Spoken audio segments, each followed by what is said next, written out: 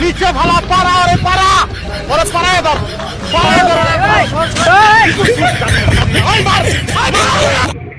ও হইলে গে তেমন কিছু হয়নি।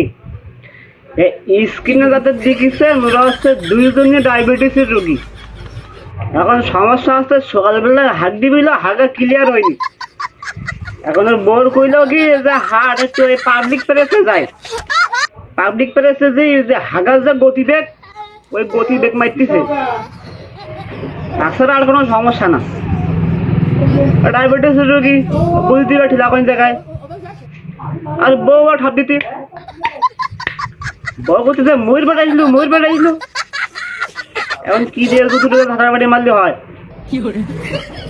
আমার মনে হয় ঈদ দিয়ে দুটোর বাড়ি মারলে সেটা বেশি ভালো হয়।